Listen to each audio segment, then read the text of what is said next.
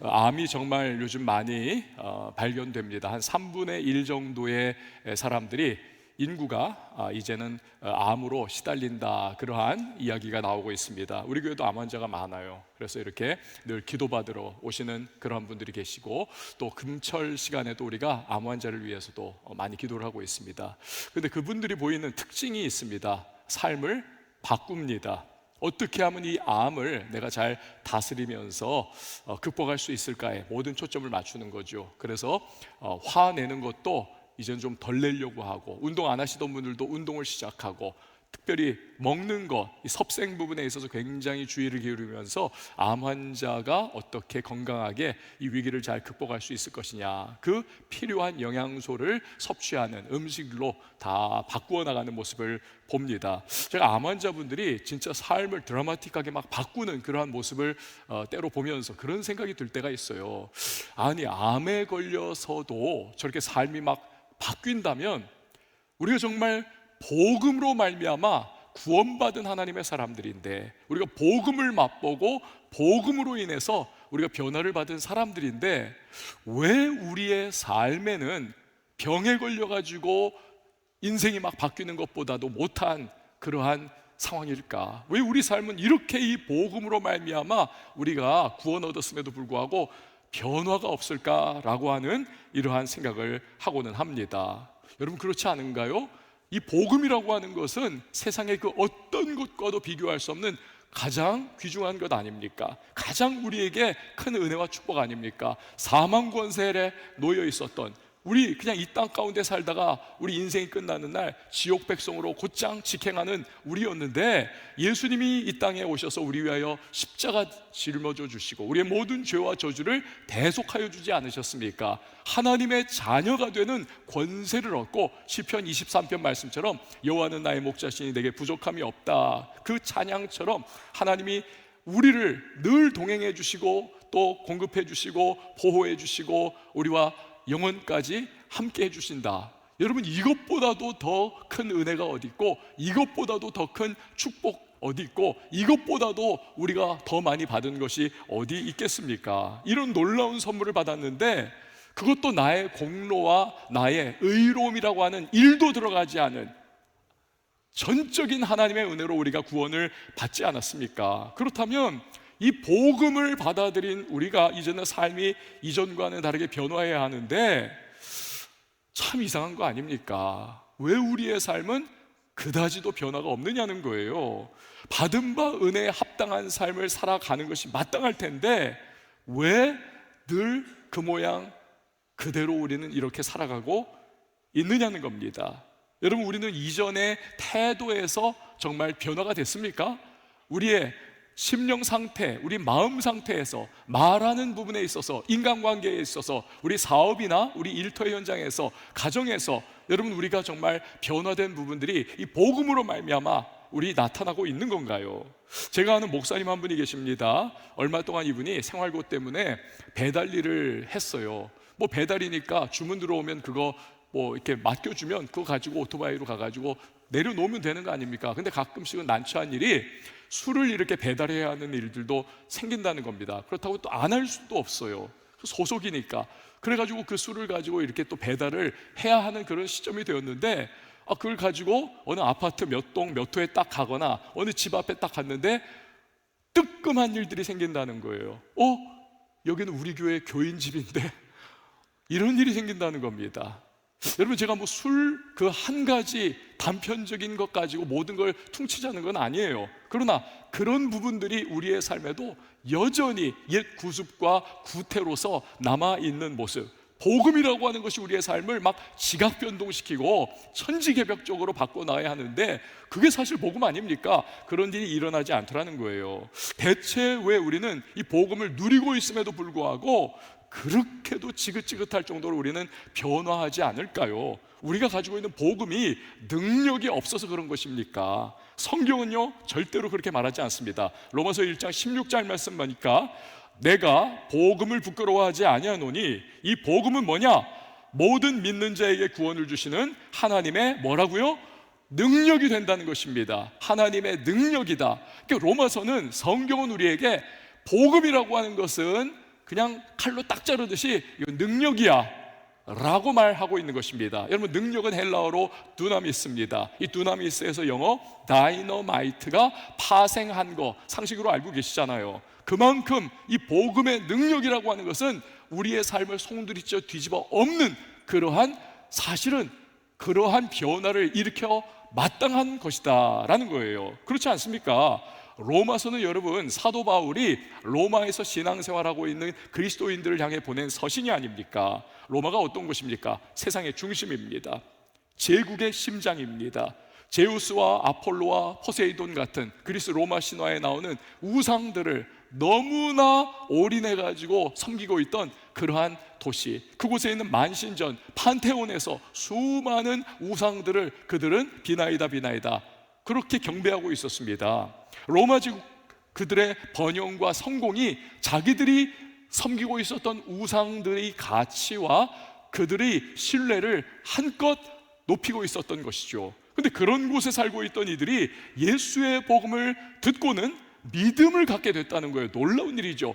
뼛속까지 우상숭배로 가득 차 있던 그들이 예수를 믿는다니, 그것도 자기네 나라 로마가 식민 통치하고 있던 저 어디에 붙었는지도 모를 그러한 먼지 풀풀 나는 유대 땅의 30대 청년, 예수를 메시아로 믿고 받아들인다니, 게다가 그는 죽었다가 사흘 만에 다시 살아나셨다라고 하는 이 인간적인 생각과 하여튼 로마 사람들의 어떤 합리적인 상황에 의해서는 도저히 이건 얼토당토하는 말을 받아들인다니, 이건 말이 안 되는 거예요 사실. 근데 오죽하면 1세기에 로마 팔라티노 언덕에 그려진 낙서가 있습니다. 저기 여러분이 보시는 낙서인데 그 흐릿한 것은 원래 원본이에요. 그 돌 그대로입니다. 그런데 그걸 이제 탁본을 떠가지고 옆에 있는 것은 좀 선명하게 그렇게 이제 만들어 놓은 겁니다. 근데 저기 보면 여러분, 당나귀 머리를 한 누군가가 십자가에 매달려 있잖아요. 우리 예수님을 저렇게 희화화해가지고 그렇게 당나귀 머리로 그려놓은 겁니다. 그리고 그 밑에서 누군가가 그분을 바라보고 있지 않습니까? 그 밑에 글로서 뭐라고 써 있냐면, 알렉사메노스가 그의 신을 경배한다. 저 밑에서 바라보고 있는 알렉사메노스, 저 바보 같은 놈이야. 당나귀 머리하고 있는 저 죽은 사람을 숭배하고 있네, 바보 같은 놈, 이렇게 말하고 있다는 거예요. 로마 사람들에게 있어서 예수 그리스도를 믿는다, 복음을 받아들인다는 것은 이만큼 어리석어 보였다라는 거예요. 근데 여러분, 실제로는 어떤 일이 일어납니까?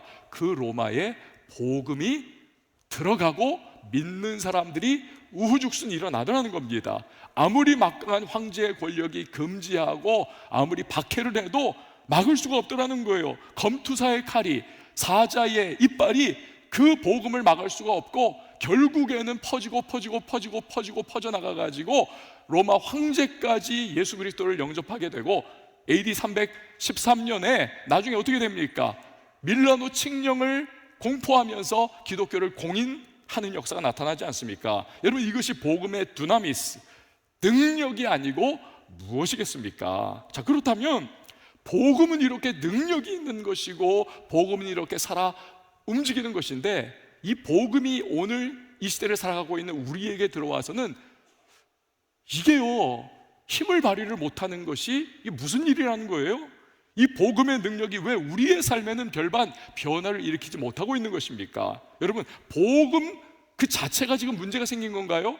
2000년 세월이 흐르면서 복음이 뭔가 변질됐고, 복음이 뭔가 힘이 다 빠져버리고 능력이 아예 이제는 다 꺾여버린, 복음이 그 상태가 되어버렸습니까?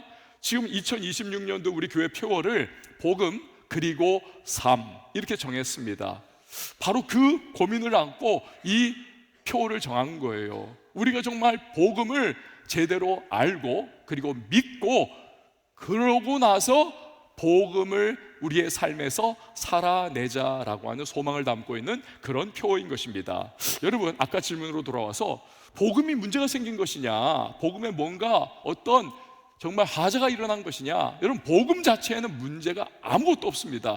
어떠한 문제도 복음 안에는 들어가지를 않았어요. 복음은 여전히 하나님의 능력으로 가득 차 있습니다. 유일한 문제는 뭐냐 하면 저와 여러분이 문제라는 거예요. 저와 여러분이 문제다. 가끔 유럽이나 미주 대륙으로 이제 비행기 타고 갔다 오면은 시차를 겪습니다. 한 3, 4일은 겪는 것 같아요. 유럽 쪽이 이 미주 쪽보다 훨씬 더 시차가 힘겨운 것 같습니다. 낮에는 그냥 병든 닭처럼 꼬박꼬박 졸기도 하고, 밤에는 잠 안 와가지고 말똥말똥 진짜 괴로운 그런 시간들을 보내고는 합니다. 한 번은요, 시차로 고생을 하다가 이런 생각이 퍼뜩 들었어요.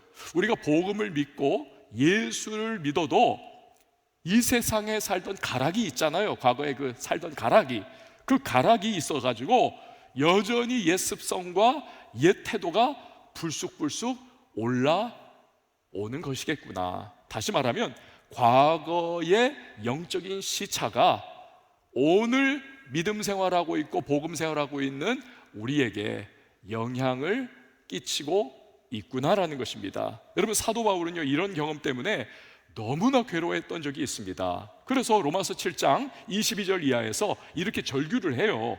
내 속사람으로는 하나님의 법을 즐거워하되 내 지체 속에서 한 다른 법이 내 마음의 법과 싸워 내 지체 속에 있는 죄의 법으로 나를 사로잡는 것을 보는도다. 오호라, 나는 곤고한 사람이로다. 이 사망의 몸에서 누가 나를 건져내랴. 자꾸 제대로 하고 싶고, 사도 바울이 제대로 복음으로 말미암아 완전히 정말 홀리하게 그렇게 자기 살고 싶은데 그게 아니라는 거예요. 자꾸 이 안에서 죄의 습성이 튀어나오고, 자꾸 죄된 그러한 생각과 음란방탕한 그러한 마음이 자꾸 들어오기도 하고, 유혹이 흔들리기도 하고, 막 이런 것들이 생긴다는 거예요. 여러분, 우리 가운데도 그런 분 있지 않습니까? 난 분명히 예수 믿는데 왜 이렇게도 나 변화되지 않는가? 왜 이렇게 지긋지긋하게 나 정말 안 바뀌는가? 왜 이렇게 죄와 옛 습관과 못된 모습이 나 불쑥불쑥 튀어나오는가? 그래가지고 자책이 막 심해지는 겁니다. 여러분, 자책이 심해지면 회의에 빠집니다. 회의에 빠지면 놔버리게 돼요. 나중에는 포기하게 됩니다. 그러니까 회의를 자꾸 하다가 나중에는요, 어떤 상태에 빠지느냐? 에이, 이렇게 믿어서 내가 뭐하랴? 그러면서 어떤 분들은 심하면 교회를 떠나고 믿음을 떠나는 사람들이 있습니다. 사실 그런 사람들이요, 어떤 인간적인 측면에서는 굉장히 양심이 그래도 살아있는 사람들이에요. 괴로워하잖아요. 나 왜 이렇게밖에 못 살지?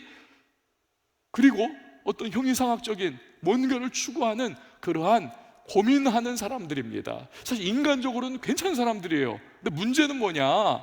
결론을 잘못 내리더라는 것입니다. 결론을 잘못 내리더라. 여러분, 아까 시차 얘기 드렸습니다. 시차는 존재합니다. 현실의 엄연히 존재하는 시차를, 문제는 우리가 어떻게 잘 대처해서 결국에는 무리 없이 잘 이걸 극복해 나가느냐, 이게 관건 아니겠습니까? 마찬가지로 우리의 영적 현실에도 영적인 시차가 엄연히 존재를 해요. 과거의 우리의 옛 습관과 옛 뿌리와 우리의 과거의 행태가 우리를 계속 이 현실 속에서 지금 영적 상태 가운데 살아가고 있는 우리들에게도 영향을 계속 미치는 거예요. 이걸 우리가 인정을 해야 합니다. 그리고 잘 대처를 해가지고 이걸 극복을 해 나갈 수가 있어야 하는 것입니다. 그럴 때에 앞에서 말씀드린 것처럼 이렇게 해서 뭐하랴, 그냥 나 이제 안 믿을래, 교회 떠날래, 그러면서 포기해버리는 우를 범하지 않을 수가 있다는 것입니다. 사도 바울이요, 그 모범 케이스를 우리에게 보여주고 있는 겁니다. 앞에서 그는 난 좀 잘하고 싶은데, 난 좀 정말 예수 닮고 싶은데, 난 정말 복음에 완전 부합하는 삶을 살고 싶은데 왜 이렇게 안 되는가? 그러면서 막 죄책감과 정죄의식에 막 시달리면서 나중에 그가 오라, 나는 공고한 사람이로다, 이럴 수도 저럴 수도 없구나, 이 사망의 몸에서 누가 나를 건져낼 수 있겠는가? 여러분, 너무 괴로워하잖아요. 근데 그러던 사도 바울이 성령의 깨닫게 하시는 은혜를 만납니다. 그러면서 그 고통과 고민에 해답을 드디어 발견을 해요. 그것이 바로 그 다음 구절인 로마서 7장 25절입니다. 우리 주 예수 그리스도로 말미암아 하나님께 감사하리로다. 그런즉 내 자신이 마음으로는 하나님의 법을, 육신으로는 죄의 법을 섬기노라. 이게 무슨 뜻입니까?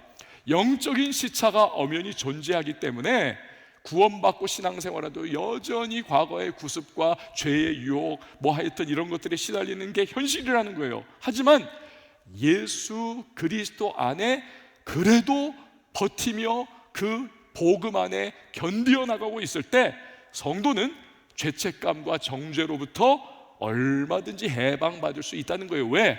이미 예수님께서 십자가에서 나의 모든 죄악을 짊어져 주셨고 나의 모든 정죄와 죄책감마저도 다 짊어져 해소해 주셨기 때문이라는 것입니다. 이 깨달음을 받고 바울은요 엄청난 감격과 감탄을 터뜨립니다. 그래서 그 다음 로마서 8장에 보면 당당하게 선포하잖아요. 그리스도 예수 안에 있는 자에게는 결코 정죄함이 없다라고 그렇게 그는 선언하기에 이르는 것입니다. 여러분요, 이 깨달음이 중요한 이유가 있습니다.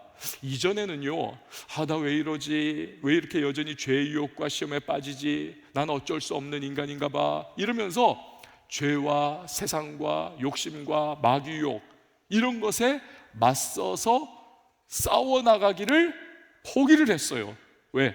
에이, 어차피 안 되는데 뭐 그냥 이 꼴로 살아야 하나 보다. 될 대로 되라. 그래서 그냥 죄의 노예 상태에서 이걸 극복할 수 없는 자기 자신을 체념하면서 죄가 끌어가는 대로 살았어요. 그러나 예수님이 십자가에서 나의 모든 죄와 저주와 마귀의 권세를 다 깨뜨려 주셨다는 것을 깨닫자 이제는 반응이 달라지는 거예요. 여러분, 찬양에 나오는 것처럼 죄의 저주 끊으신 주께 구원이 또다 주 예수 나의 산 소망. 이제는요 죄에 결박되어 살아갈 수밖에 없는 죄의 노예가 아니라는 거예요. 이제는 산소망 되시는 예수 그리스도로 말미암아 우리는 죄로부터 자유함을 얻은 자유인이 됐다는 것입니다. 신분 변화. 그래서 이제는 자유인으로서 내가 죄를 얼마든지 대적해 끊어낼 수 있고 죄를 맞서 승리할 수 있고 죄를 거부할 수 있고 때로는 죄에 우리가 유혹에 넘어가서 자빠질 수도 있다는 거예요. 그러나 내가 선택할 수 있다는 거예요. 이제는. 그래서 얼마든지 그 죄를 극복하며 나갈 수가 있다는 것입니다. 여러분, 이렇게 복음의 능력을 깨닫게 되면 그때부터 성도의 삶은 변화하기 시작합니다. 제대로 살고자 하는 거룩한 욕구가 생겨나기 시작하는 거예요. 그러다 보니까 이제는 이전과는 달라진 모습으로 살아갑니다. 사업에 임하는 태도가 달라집니다. 친구 대하는 태도가 달라집니다. 말하는 태도가 달라집니다. 가정에서의 태도가 달라집니다. 일터에서의 모습이 달라져요. 하나님 말씀대로 살아보려고 좀 애를 쓰는 거예요. 막 그러다 보니까 주변 사람들이 슬슬 이상한 눈치를 채기 시작해요. 저 사람이 조금씩 좀 이상해졌네, 좀 변했네, 원래 저런 사람 아니었는데, 그렇게 알아채기 시작합니다. 물론 연약한 인간이기 때문에 실수도 합니다. 때로는 실족도 합니다. 죄도 지을 수가 있어요. 휘청거립니다만 그러나 자유인이기 때문에, 나는 복음으로 자유인이 되었다는 그 자각이 있기 때문에 다시 일어나서 믿음으로 살아가려고 애쓸 수 있는 것입니다. 이런 게 누적이 되다 보면 나중에 어느 시점 돼가지고 자기의 삶을 딱 돌아보면 이전과는 너무나 달라진 나의 변화된 모습을 보면서 나 스스로가 내가 이렇게 됐네 어느새 라고 하는 놀람, 스스로에 대한 그런 마음의 순간이 찾아오게 된다는 사실입니다. 할렐루야. 여러분, 여러분 세대에서 저 드라마 봤는지는 잘 모르겠어요. 드라마 야인시대라고 있었습니다. 야인시대. 김두한, 하여튼 김두한하고 스라손이라고 하죠. 그 시대에 하여튼 한 주먹들이 막 지금 저 김영철 씨잖아요. 김두한 씨가 요즘 막 서로 간에 지금 싸우려고 한판 뜨려고 하는 상황인데 그 옆에 있는 코수염의 남자가 스라손입니다. 그 당시 신의주 지역을 주름잡고 있던 주먹 중에 주먹이었습니다. 그런데 이분의 그 원래 성이 이성순 씨예요. 이성순 씨, 스라손이. 근데 이분이 역시 그 당시에 한 주먹하던 이정재라고 하는 그 하여튼 그 깡패 두목하고 갈등이 아주 대립이 셌었습니다. 그러다가 이 이정재가 앙심을 품고 부하들을 시켜가지고 이성순 씨, 이 스라소니를 집단 린치를 합니다. 그래가지고는 하여튼 온몸이 다 망가지고 다 그냥 짓이겨진 채 병원으로 막 실려가는 거예요. 의사들이 워낙 이분이 거의 다 죽은 듯 해가지고 시체가 왔나 보다 그럴 정도로 완전히 망가졌다는 거예요. 그런데 하여튼 어떻게 해가지고 살아났습니다. 입원해가지고 하여튼 그렇게 생명을 지금 다시 회복시키고 있는 그 때에 이정재가 후환을 완전히 없애야 돼 해가지고 부하를 또 보냅니다. 그래서 누워있는 이 이성순 씨 스라소니를 양쪽 다리를 다 꺾어가지고 다 부러뜨려 버려요. 다. 그래서 이게 너무나 원통하고 분해가지고 이 이성순 씨가 내가 여기서 나가면 반드시 내가 이정재를 내가 죽인다 해가지고 어디선지 권총을 구했다고 합니다. 그래가지고는 여기다가 권총을 늘 차고 다니면서 저 만나기만 하면 내가 쏴 죽인다. 그런데 번번이 실패하고 뜻을 이루지 못하게 돼요. 나중에 이분이요 부인의 간절한 권유로 교회를 다니게 됩니다. 교회 가면 무슨 소리 듣습니까? 원수를 사랑하세요, 용서하세요. 귀에 딱지가 앉을 정도로 계속 듣지만 도저히 이정재에 대해서 원통함과 분노를 이걸 해소가 안 되는 거예요. 내가 용서 절대로 못한다. 근데요 성령의 역사는 기묘하지 않습니까? 어느 날 그 기도회 가운데에 이루고 앉아 있는데 그날 이성순 씨를 성령께서 터치를 하신 거예요. 갑자기 마음에 그 성령의 내적 음성이 들려오더라는 거예요. 야, 너가 스라손이라고 하는 별명으로 신우지 지역과 이남 지역으로 나중에 내려와서 얼마나 많은 사람들을 두들겨 패고 네가 꺾었냐. 너 때문에 입원하고 죽을 듯 그렇게 하여튼 터지고 그런 사람이 얼마나 많냐. 셀 수도 없지 않느냐. 그럼에도 나는 너를 용서해 주었는데 너는 왜 이정재를 용서하지 못하느냐. 이 성령의 내적 음성에 그가 완전히 무너져 내립니다. 그건 현실이잖아요. 자기도 정말 죽일 죄인이었는데 자기를 용서해 주신 주님을 그가 만나게 된 거예요. 거기서 완전히 무너져 내립니다. 회개하고 용서의 눈물을 흘립니다. 목사님을 찾아가가지고 목사님께 자초지종 다 얘기하고 자기가 숨겨 있었던 그 권총을 다 목사님께 내려놓습니다. 그리고 기도를 받아요. 기도를 받고 그 방을 나오는데 정말 이전에는 너무나 원통함과 분노와 막 증오심으로 온몸이 그렇게 가득 차 있던 그가 나올 때 기도받고 나오는데 너무나 날아갈 듯이 너무나 자유스럽고 너무나 평온하더라는 거예요. 그러면서 그 이후로 이 스라손이 이성순 씨의 인생이 180도 바뀌게 됩니다. 여러분, 이것이 삶을 변화시키는 복음의 능력인 줄 믿으시기를 바랍니다. 오늘 우리가 읽은 본문 말씀인 로마서 12장은요 하나의 접속 부사를 시작으로 열리기 시작합니다. 그러므로라고 하는 접속 부사예요. 그렇지 않습니까? 12장 1절에 그러므로, 영어로는 therefore입니다. therefore. 근데 저는요 이 그러므로라고 하는 이 12장 1절의 접속 부사가 로마서 전체의 흐름을 이끌어가는 가장 중요한 연결고리로 저는 봐요. 로마서는요 1장에서 11장까지 교리편입니다. 그리고 12장에서 16장 마지막까지가 이제 실천편입니다. 그리고 그 사이에 그러므로가 딱 껴있는 거예요. 둘을 연결시켜 주는 것입니다. 여러분, 결국 무슨 뜻입니까? 너희가 복음에 대해서 이제 알게 되었다. 이러이러한 게 복음이다. 11장까지. 그러므로 이제는 12장부터 그 복음에 부합한 삶을 살아가야 하는 거야. 이것이 로마서의 흐름인 거예요. 그리고 그 중간에 그러므로가 껴있는 겁니다. 여러분, 이 그러므로 중요한 거예요. 어떤 신학자들은 이렇게 말을 하기도 해요. 기독교는 그러므로의 종교다. 무슨 뜻입니까? 복음을 알았으면 그 복음을 살아내야 하는 것이 기독교라는 것입니다. 여러분, 저를 한번 따라해 주시기 바랍니다. 기독교는 그러므로의 종교다. 사실 종교는 아니죠. 우리 기독교는 이건 진리에, 그리고 이건 생명이에요. 그러나 하여튼 뭉뚱그려서 그렇게 얘기를 하기도 하죠. 기독교는 그러므로의 종교다. 여러분, 그러므로의 삶을 사신 분이 우리 예수님 아니시던가요? 우리 예수님께서 하늘 보좌에서 우리를 사랑하셨습니다. 죄인 되어 죽을 수밖에 없는, 영원한 지옥 백성 될 수밖에 없는 우리를 불쌍히 여겨주셨습니다. 근데 만약에 거기에서 끝났다면 우리는 지옥 백성으로 여전히 살다가 그냥 죽으면 지옥 가는 거예요. 그런데 우리 예수님께서 우리를 하늘 보좌에서 불쌍히 여겨주셨고 우리를 사랑해 주셨습니다. 거기서 끝나지 않고 그러므로 그분이 이 땅에 내려와 주셨습니다. 아멘이십니까? 그렇기 때문에 우리가 십자가의 은혜로 구원을 받게 된 것 아닙니까? 여러분, 이것이 복음이기 때문에 복음의 은혜를 누린 저와 여러분은요, 반드시 그러므로의 삶, 즉 복음을 삶으로 구현해내고 살아내는 삶을 살아가야 마땅하다는 것입니다. 그럴 때 주님께서 말씀하신 대로 빛과 소금의 역할도 감당해 나갈 수가 있는 거예요. 한마디로 복음이라고 하는 것은요, 그러므로가 없으면 반쪽짜리입니다. 반쪽짜리예요. 여러분, 문제는 무엇입니까? 화석화된 복음이 문제예요. 화석화된 복음, fossilized gospel이에요. 복음이 우리 안에 있기는 있어요. 그냥 화석처럼 그냥 단단하게 생명력이 없다는 게 문제죠. 어떠한 역사도 나타나지 않는 게 문제 아니에요.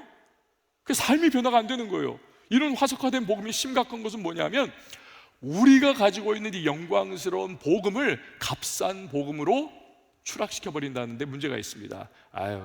그따위를 믿으면 그거 예수 믿어도 뭐하냐, 나는 교회 안 다녀, 그러면 이런 말이 나온단 말입니다. 믿는 자기 자신도 자신이 없어요. 자신이. 화석화된 복음은 내 안에 살아 움직이면서 내 삶을 변화시키는 복음이 아니면 나도 자신이 없는 거예요. 그래가지고는 우리는 그냥 우리끼리 모여가지고 여기가 좋사오니 하면서 게토 속에서 있는 그냥 토끼굴 속의 기독교처럼 우린 그렇게 스스로 만족하면서 쪼그라들어 있는 그런 모습으로 살아갈 수밖에 없는 것입니다. 사랑하는 여러분, 정말 우리가 믿는 복음이 그렇게 능력이 없습니까? 아니에요. 복음은요, 로마를 뒤집은 능력이라니까요. 복음은 우리 대한민국을 뒤집어 엎어버린 그러한 능력을 가지고 있는 것이 복음입니다. 복음은 전 세계 지금 26억 인구를 기독교인 되도록 만든 그것이 복음의 능력인 것입니다. 여러분, 복음은 능력이 있어요. 그래서 복음이 들어간 곳마다 영혼이 살아나고 문맹이 퇴치되고 삶이 변화하고, 그리고 하여튼 교육이 살아나고 인권이 신장되고 가난이 사라지고 문화가 변혁이 됐습니다. 변혁이 됐어요. 이게 복음의 위대한 능력인 줄 믿으시기를 바랍니다. 복음은 두나미스, 생명의 능력이에요. 변화의 능력인 것입니다. 근데 왜 이런 복음이 우리의 삶을 현재 바꾸지 못하는 겁니까? 여러분, 목욕 좋아하시죠? 안 좋아하는 사람이 어디 있겠습니까? 저도 겨울이면 제가 이제 종종 가는 온천이 하나가 있습니다. 멀지 않은 곳이에요. 어딘지는 말 안 해줄게요. 만날까봐. 거기 가가지고 이제 한 2, 3주에 한 번씩 이제 온천을 하는데, 이제 노천에서 이렇게 온천을 하다 보면 이렇게 눈발이 날릴 때는 이렇게 눈이 이렇게 딱 머리에도 닿고 막 이렇게 닿으면서 김이 모락모락 환상적이에요. 힐링 그 자체. 근데 이 온천이 그 목욕이라고 하는 것이 일본 사람들이 목욕 되게 좋아하잖아요. 우리도 사실 되게 민족적으로 좋아하는 그런 것 같아요. 왜냐하면 문헌을 살펴보면 신라 시대 때에 이 목욕 문화가 굉장히 광범위하게 퍼져나갔었습니다. 그래서 이렇게 막 대중 목욕탕이라고 하는 거 있잖아요. 공공 목욕탕이 막 여기저기 있었다 그래요. 막 큰 것들이. 그리고 귀족들은 귀족 나름의 자기 집에 목욕탕을 가지고 있었다는 것입니다. 근데 이제 이게 고구려 시대로 넘어오면 이게 더 막 하여튼 활성화가 돼요. 그래가지고는 고구려 사람들이 하여튼 너무나 그 목욕을 좋아했고, 또 고려 시대로 넘어와가지고 고려 시대는 완전히 꽃을 피웠어요. 오죽하면 그 송나라에 그 사신이 있습니다. 송나라의 사신 서금이라고 하는 분이 책을 썼는데, 이 고려를 이렇게 사신으로 왔다 갔다 하면서 쓴 책이에요. 이런 말을 남깁니다. 고려 사람들은 하도 목욕을 좋아해서 하루에 3-4번씩 목욕을 하더라. 얼마나 목욕을 잘합니까? 좋아합니까? 근데 그러던 것이 조선시대로 넘어오면 목욕 문화가 쪼그라들어 버려요. 왜? 유교의 영향을 받아가지고. 유교는 여러분 체면 문화 아닙니까? 아니 어떻게 옷을 벗어? 이것이 금기시되고 죄악시되고 이것이 아주 천박하다 일컬어지던 그러한 유교의 전통하에 이제는 목욕 문화가 쪼그라들었어요. 근데 그때 꼼수가 등장을 합니다. 꼼수가, 언제나 꼼수는 있잖아요. 이 목욕에 대하여 정죄하고 막 하여튼 천박하다 말하지만, 왜? 옷을 벗으니까. 등장한 꼼수가 뭐냐 하면, 그 당시에 선비들이 그래도 목욕은 너무 좋아하는 거예요. 좋아하고 하고 싶고 막 하는 거예요. 어떻게? 갓 쓰고 도포 입고 그대로 물에 입수하는 거예요. 그래가지고 뜨끈한 곳에서 목욕을 탁 하고 나오면서 에헴, 그래도 나는 옷을 입었다 이러면서 나오는 거예요. 여러분, 얼마나 이게 참 눈 가리고 아웅식 아닙니까? 왜 이 이야기를 했냐면요, 복음을 깨닫고 은혜로 구원받은 우리도 그런 비슷한 모습이 없지 않아 있다는 것입니다. 한번 보세요. 신앙생활은 우리가 하고 있는데 삶은 여전히 세상 방식 그대로 살아가는 겁니다.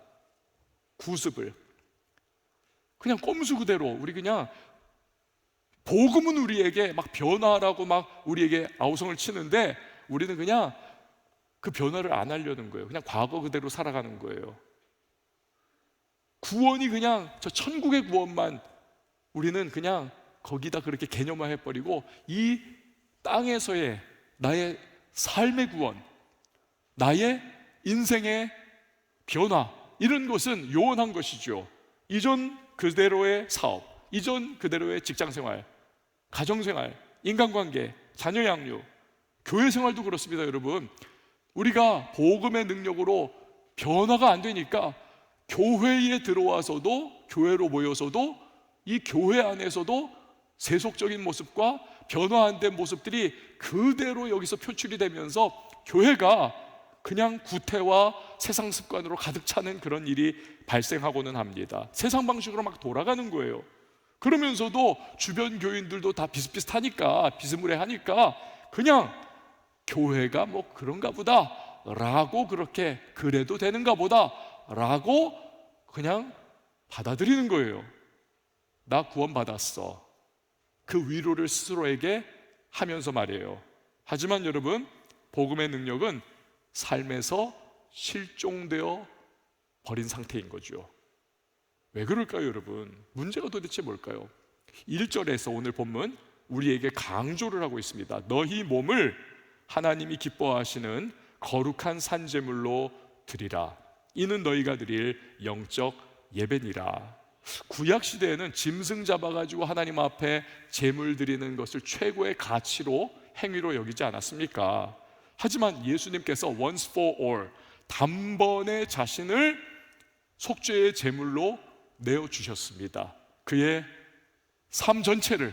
그래서 우리의 모든 죄와 우리의 모든 허물과 우리의 모든 정죄와 우리의 모든 책망받아 마땅한, 심판받아 마땅한 모든 것들을 그가 단번에 영원히 해소를 시켜 주셨습니다. 여러분, 아멘이십니까? 다 복음으로 해결해 주셨어요. 그렇기 때문에 이제 우리는 짐승 제사를 드릴 필요가 없는 겁니다. 예수님이 완전하게 구원의 충족을 시켜주셨기 때문에 그렇습니다. 그래서 이제 우리가 해야 할 것은 우리의 삶을, 우리 몸을, 즉 삶을 하나님이 기뻐하시는 거룩한 산제물로 올려드리면 되는 거예요.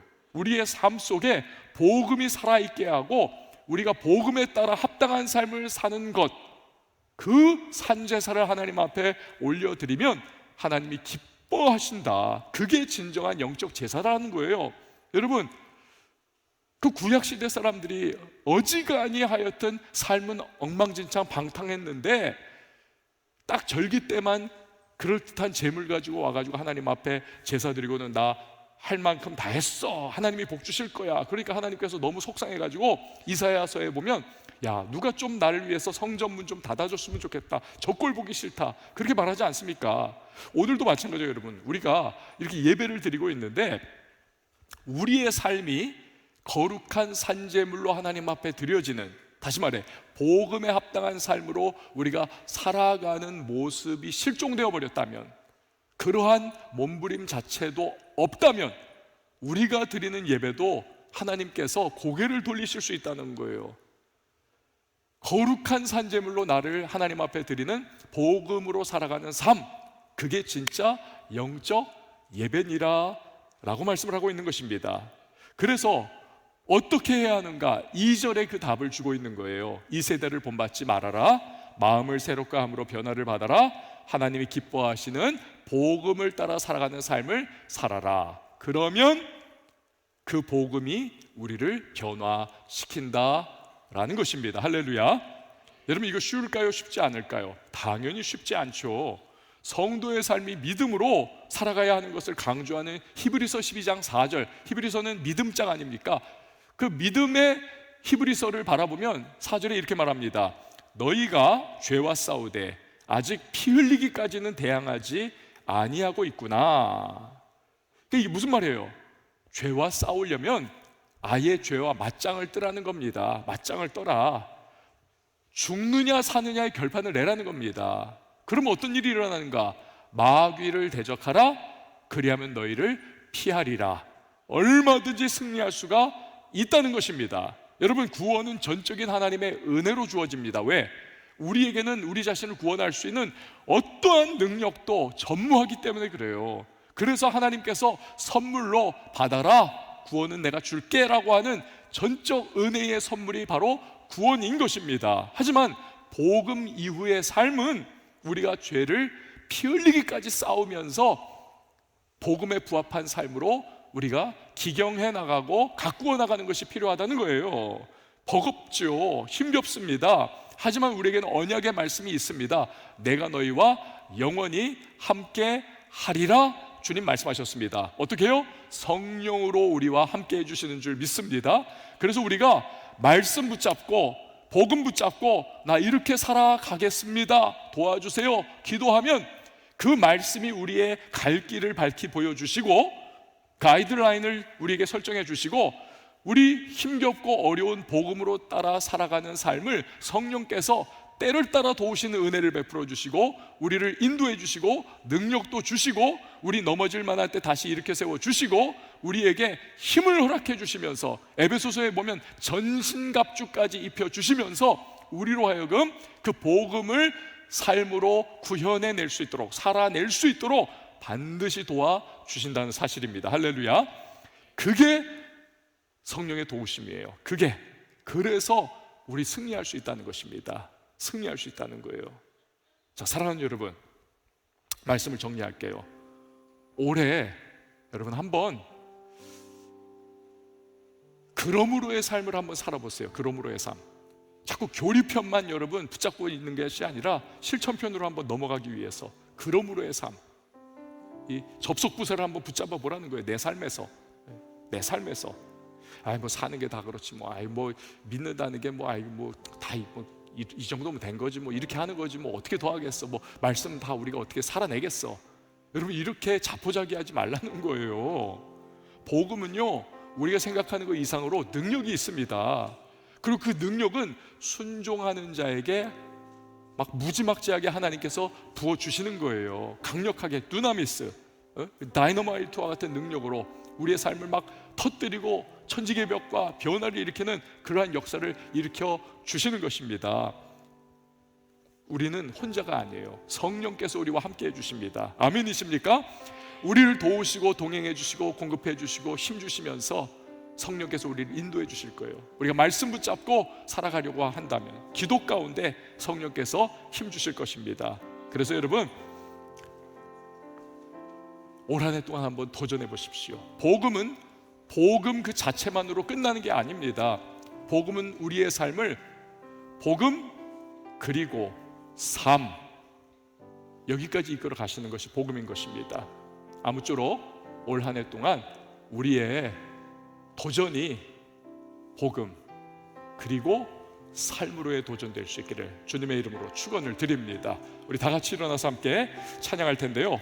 여러분 너무 잘 아시는 찬양이죠. Living Hope, 산소망입니다.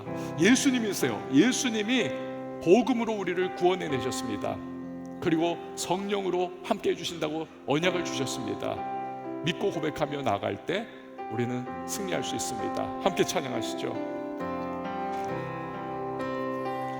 깊은 절망의 수렁 가운데 주님께 닿을 수 없던 우리 어두운 밤 중에 하늘을 향해 주의 이름 나 부를 때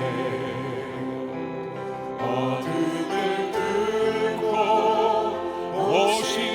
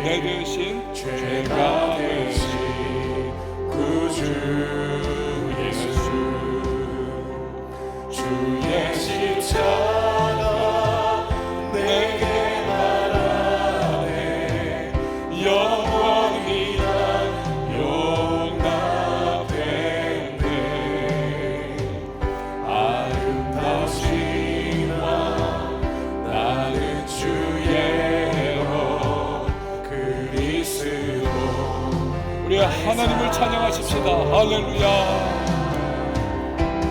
할렐루야. 주를 찬양하여라. 할렐루야. 자유케 하셨도다. 죄의 저주 끊으신 주께 구원이 도다.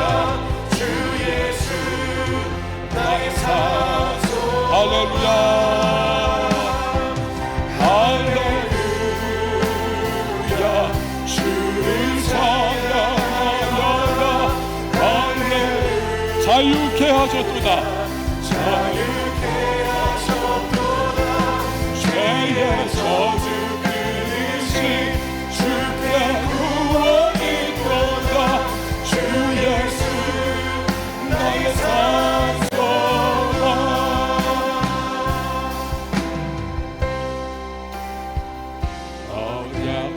언약되다시 장사된 몸에 부활의 오르 시작되네.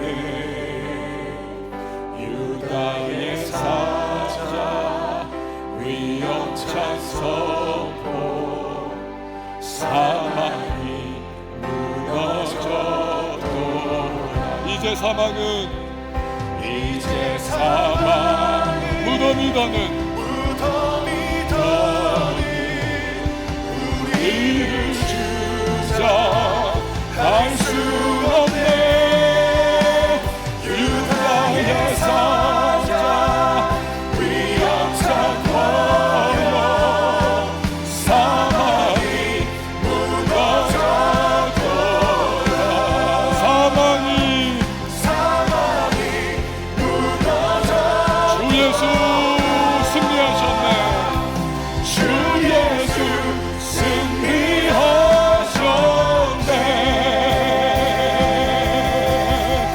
할렐루야, 할렐루야. 주를 찬양하여라. 할렐루야. 자유케 하셨도다. 자유케 하셨도다. 죄의 저주 끊으신 주께 구원이 도다. 주 예수 나의 산소다. 할렐루야, 할렐루야. 주를 찬양하여라. 할렐루야. 자유케 하셨도다. 죄의 저주 끊으신 주께 구원이 도다. 주 예수 나의 산 그리스도 나의 산소만. 그리스도 나의 산소만. 당신이 나의 산소만. 여러분, 이 시간에 우리 같이 기도할 때에 복음은 우리에게 말씀하십니다. 너는 자유하다고. 이제는 죄의 결박 삿을 다 십자가에서 끊었다고 자유인으로 살아가라 말씀하십니다. 이제는 복음의 능력을 힘입어서 우리는요 얼마든지 죄를 극복할 수 있고 승리할 수가 있습니다. 성령이 도와주십니다. 이제 그렇기 때문에 우리는 그러므로의 삶을 향해 나아갈 수가 있는 겁니다. 복음은 복음 그 자체만 머무는 것이 아니라 우리의 삶을 변화시키고 변혁을 만들어내는 것이 여러분 복음의 진정한 두나미스 능력인 것입니다.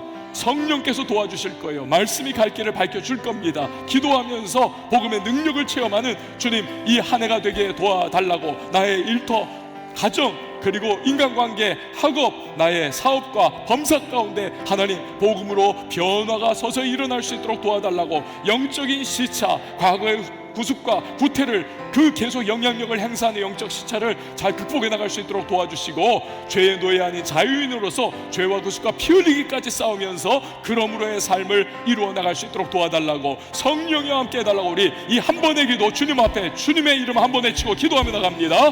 주여, 하나님 아버지, 내 이름에 불러주시옵소서. 전능하신 하나님 아버지, 우리가 복음으로 말미암아 구원받아 하나님의 자녀가 되었습니다. 위대한 이 복음, 하나님 두나미스, 다이너마이트와 같은 능력을 가지고 있는 이 복음이 하나님 우리를 죄와 저주 사망 것으로부터 하나님 자유를 허락하여 주셨습니다. 마귀의 모든 머리를 밟으셨고 주님께서 복음으로 말미암아 이제 우리를 자유인으로서 얼마든지 죄와 맞서 싸우고 마귀와 맞서 싸우고 승리를 쟁취할 수 있고 예수 이름 안에서 얼마든지 하나님 아버지 담대할 수 있음을 믿습니다.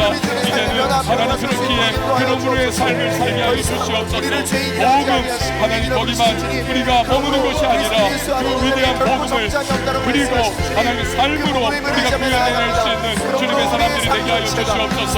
하나님 일터 현장, 가정의 자리, 그리고 인간관계, 학업, 사업의 자리, 우리를 도와주신 삶의 현장 속에서 복음을 살아내며 하나님 복음으로 말미암아 하나님 우리가 주님을 기쁘시게 하는 거룩한 산림으로 그려지고 하나님 위하여 영적 예배로 하나님 앞에 나갈 수 있는 우리가 되게 하여 주시옵소서.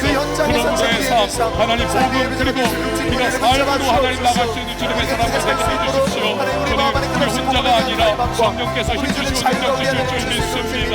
성령께서 은혜 베풀어 주실 줄 믿습니다. 말씀을 위해 가이드라인 되어주시고 기도할 때 성령께서 그 말씀을 살아갈 수 있는 은혜와 능력 전신갑주해 주실 줄 믿습니다. 우리 모든 청년들이 오라는 고난의 이 거룩한 영적 보존 앞에 하나님 서서 믿음으로 아멘 아멘 하갈 수 있도록 도와주시고 그러므로의 삶을 살아낼 수 있는 하나님 때로는 넘어지고 쓰러지고 하나님 고통스럽다 할지라도 그러나 몸부림치면서 하나님의 은혜를 구하며 하나님 나아갈 수 있는 우리가 되게 하여 주십시오.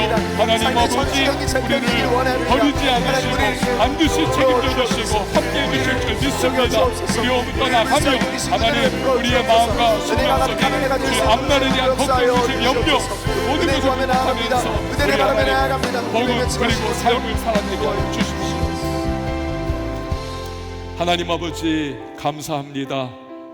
우리가 오늘 2026년도의 첫 번째 사부 예배로 모였습니다. 하나님 우리가 영광스러운 능력의 복음을 체험하여 구원의 백성 되었습니다. 그럼에도 불구하고 그 복음의 능력이 우리의 삶 속에서 구현되는 일에는 우리가 등한시하거나 패배자의 마음으로 포기한 채 살아갔던 적이 얼마나 많습니까? 주님, 오늘 말씀을 통해서 우리는 그러므로의 삶, 복음 그리고 삶으로까지 나가야 한다는 사실을 다시 한번 도전을 받았습니다. 2026년도에 우리가 거기까지 나아갈 수 있는 우리 모든 지체 될 수 있도록 도와주시기를 원합니다. 우리는 결코 혼자가 아니라 성령께서 힘주시고 능력 주시고 일으켜 세워주셔서 때로는 휘청거리고 쓰러질 때도 있겠으나 반드시 다시 일어날 수 있다는 사실, 왜냐하면 우리는 자유인이고 이제는 마귀와 죄와 싸워 승리할 수 있는 하나님의 사람이라는 것을 알기에 주님 우리 포기하지 않고 다시 시작할 수 있는 복된 믿음의 사람들이 되게 하여 주십시오. 오늘 이 자리에 나온 우리 청년들이 진정 복음의 삶을 살아간다면 교회가 변화하고 이 도시가 변화하고 대한민국이 변화하고 한국교회가 변화하고 주님 열방이 변화될 줄 믿습니다. 우리가 작은 나라고 해서 우리 소홀히 하는 것이 아니라 나를 도와주신 그 삶의 자리에서 우리가 그러므로의 삶, 복음을 구현해내는 우리 몸부림의 삶을 살며 때를 따라 도우신 은혜 속에 주여 이 한 해를 돌아보면 이 한 해 마지막 날쯤 여기까지 올 수 있었구나, 하나님 도우셨다고 하는 그 귀한 간증과 고백이 우리의 입술에 터져나오게 하여 주시옵소서. 하나님 오늘 우리 모든 청년들을 축복합니다. 앞길 주관해 주시고 또 믿음으로 나아가는 발걸음에 은혜를 허락하여 주십시오. 귀한 예물 하나님 앞에 봉헌합니다. 연락하여 주시고 올 한 해 필요한 모든 부분들을 공급하시는 여호와의 일의 능력 체험케 도와주시옵소서. 하나님 예배를 섬기는 모든 봉사자들도 주님께서 기억하시고 저들의 섬김 속에 영광 받아주시기를 원하며 예수 그리스도께서 우리의 왕 되심이 날마다 우리의 예배 가운데 드러나는 우리 영의 예배가 하나님 앞에 올려지게 하여 주시옵소서. 이제는 우리 주 예수 그리스도의 은혜와 하나님 아버지 극진하신 사랑과 성령의 교통하심이 우리 모든 예배자 한 사람 한 사람 머리 위에 이제부터 영원토록 함께 계실지어다. 아멘.